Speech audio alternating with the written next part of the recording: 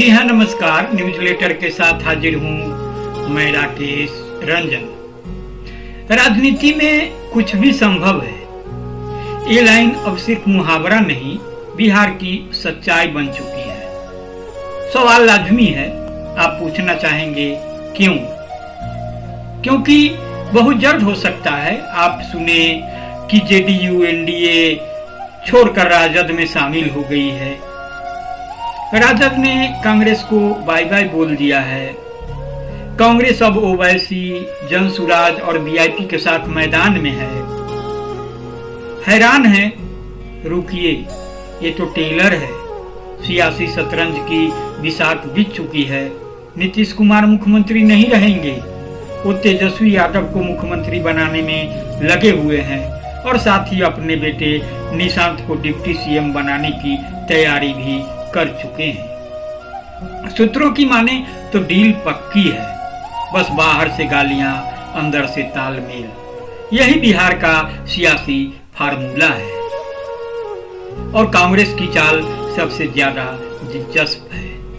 साथ भी रहेंगे, अलग भी खड़े रहेंगे।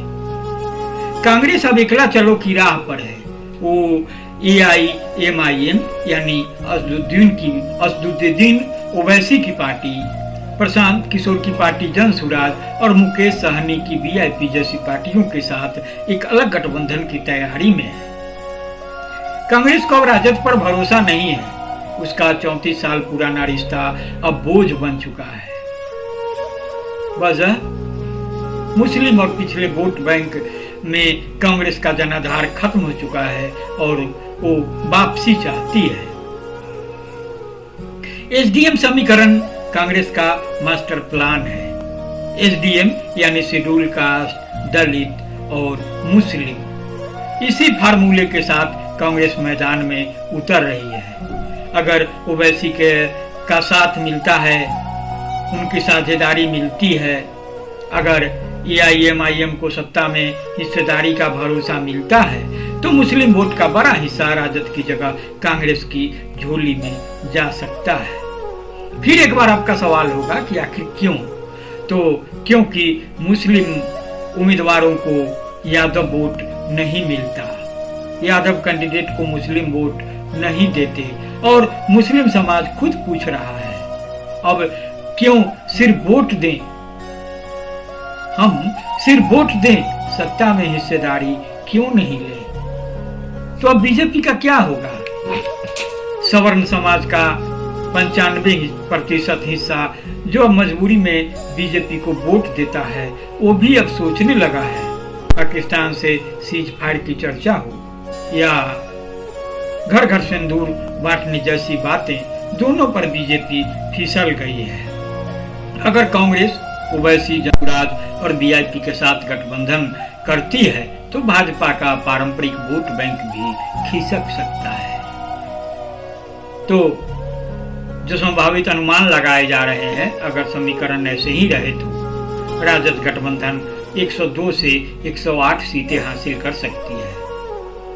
एनडीए 105 से 110 सीट, असदुद्दीन ओवैसी की पार्टी AIMIM 15 से 18 सीटें जीत सकती है और प्रशांत किशोर की जनसुराज पार्टी 8 से 12 सीट। यानी न कोई बहुमत में न कोई सरकार बना पाएगा और तभी कटोरा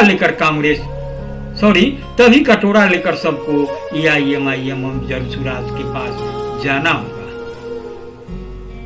अब आते हैं कांग्रेस पर। अब अगर कांग्रेस और राजद का ब्रेकअप हो गया तो जाहिर है, ये भी बड़ा सवाल है, तो 75 से 80% मुस्लिम वोट कांग्रेस की तरफ जा सकता है। कांग्रेस अकेले चुनाव लड़कर सबसे बड़े किंग मेकर की भूमिका में आ सकती है। राजद केवल 4% मुस्लिम वोट के भरोसे रह जाएगा। तो आने वाले वक्त में क्या होगा? नीतीश तेजस्वी को सीएम बनाएंगे। कांग्रेस अकेले सत्ता के नजदीक पहुंचेगी। ओवैसी और प्रशांत किशोर तय करेंगे कि कौन मुख्यमंत्री होगा। यह बिहार में पहली बार ऐसा होगा कि 3 गठबंधन और कोई भी बहुमत में नहीं। तो सियासत है जनाब, यहाँ कुछ भी हो सकता है।